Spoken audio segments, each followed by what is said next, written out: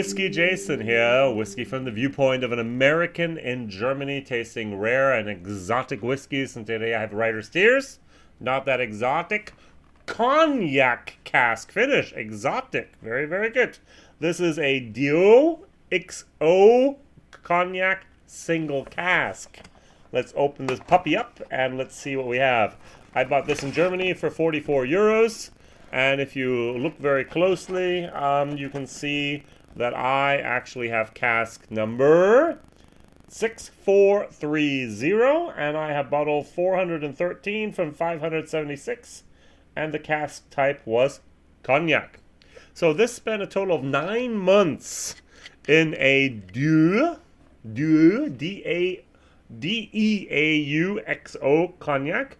XO is a little bit of the higher class cognac. We actually have the VS, and then we have extra old, and then I think we have even above that other levels. I'm not a cognac drinker. I'm very, very new to cognac. I wasn't aware of what cognac was, so I bought a little tiny set here, and I've tried my way through different distilleries, what do you say for cognac? Places, wineries, whatever, and I just found out that I really like cognac. So apparently there's supposed to be only 3,000 of these bottles worldwide, and if I take a look at the cask, you see 576, so there might just be 6 casks worldwide, or maybe even less. We'll have to find out. 46% Abv Non Chilled Filtered, no color added, and as I said, 45 euros, $60. Now, these casks that were used had been previously used for about 15 years to mature cognac in them.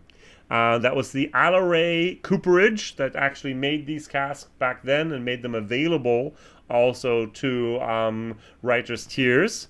Now, if you've been following the news recently, just for a couple weeks ago, there was a big disturbance in the force of Irish whiskey.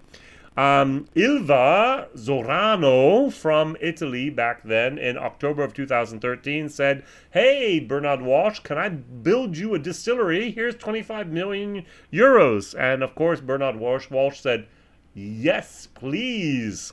I was there at the distillery Royal Oak in the summer of July of 2017. Beautiful, beautifully done. Triple still. They can make single grain. They can make single pot still. They can make single malt. Everything you need there. And then, unfortunately, they had a disagreement. Bernard Walsh from Walsh Whiskey gets to keep his brands. The Irishman, as well as Writer's Tears. And Ilva Zorano gets to keep the distillery. I don't know which one's worth more. I think actually the distillery is worth more, to be honest. But of course, if you put 25 million into something, you get to keep it afterwards.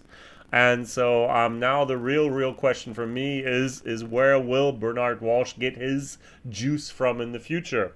In the past, he would actually go to different distilleries, Bushmills, for example, or other places, and he would use their equipment and actually produce his whiskey, that single pot still, that single malt, and he would actually create his whiskeys by marrying, vatting those two together in a 60-40, 40-60 ratio. Very, very nice stuff. Also here, this is a vatting of single pot still as well as single malt Irish whiskey together and then aged for additional 9 months in these cognac casks. So, what does my nose say? I really do get that cognac moment. It's a lot of pears. It's a lot of dark, deep, dried apricots. It's very fruity. It's very, very light. Imagine it's July, imagine it's August, it's now 8 o'clock in the evening, you've mowed the lawn, everything's done in the yard, you're in the lawn chair, and you just want to have a summer whiskey. You want to enjoy seeing the sunset, the stars come out, ta-da-da. That's the whiskey I would recommend. This is really a summer whiskey. This is really nice. It's got enough complexity, but not too much. It's got a little bit of alcohol moment with its 46%, and yet it's very smooth and very nice and very, very fruity. I enjoy it a lot. what's missing, if I may have mentioned that, is the complexity. It seems I'm going to use my music accord again, as if it's just 3 notes. You have that, you're going to go for 4. You have the, oh yeah, I got it. Okay, you have your pears and honey, and it says on the back of this, I'm going to steal this, poached. So honeyed pears. You have your dried apricots or peaches, I don't care. You have a little bit of the alcohol, and then you have the woody / spicy moment of that pot still. And those 4 things together create an accord that's just perfect in harmony. It's really, really nice. But it's not going to be levels and levels and layers of just flavor that come out. At least not in my opinion at the moment.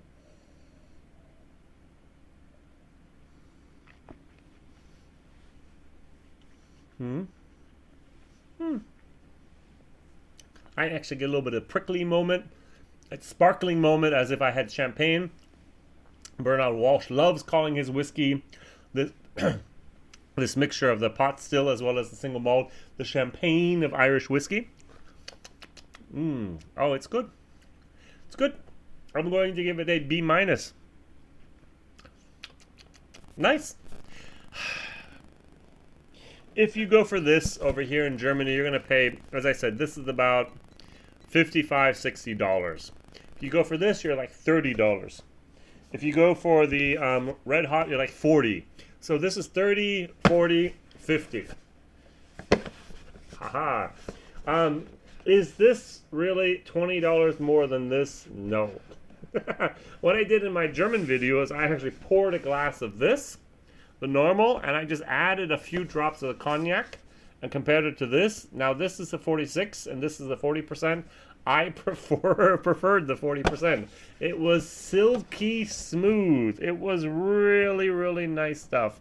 And especially with that cognac moment at the end, it was just fabulous. This is nice. As I said, a B-. Value for money, C. Solid C. If you find it, try it. Over here in Germany, what I do is I do samples, which means I'm allowed to send these 5 CL samples or the 10 CL samples. I don't have a 10 CL. Yes, I do. In the mail to my people who pay for them. And then we get to share the bottle, a bottle share. Excellent, excellent idea. And if you're ever in a whiskey club, I'm sure in America you could also do that, that the one guy brings the one bottle the one month and the next guy brings the next bottle the next month, and that you actually have 12 different months and 12 different guys. And I'm sure you could actually do that and there'd be absolutely no problem of selling whiskey whatsoever. All right, which is frowned upon in the United States of America. Over here in Germany and in Europe, Amazon sells whiskey. Isn't that fantastic? All right, so WhiskyJason here, whiskey from the viewpoint of an American that tries and tastes and reviews rare and exotic whiskeys. My question of the day is, what is your favorite, and now pay attention please, finish for an Irish whiskey? Is it cognac? Is it sherry? Is it port? Is it Madeira? Is it Zauternes? Is it stout beer? Is it, what else have I had? Is it cognac, as I mentioned?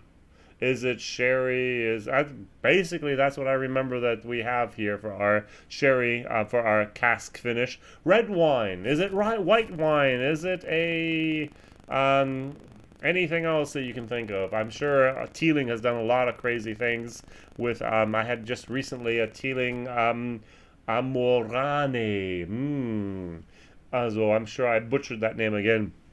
A deep, dark red wine that had been actually dried like raisins before they made it into wine and fermented it. A very interesting, bittersweet wine. What is your favorite wine finish for a Irish whiskey? Probably mine's going to be, and I just moved my head over here, this is a Redbreast 21. This is a mixture of bourbon cask as well as sherry cask with pot still. Oh, that is so good. It's very, very difficult to find a single whiskey that tops the Redbreast 21, in my opinion.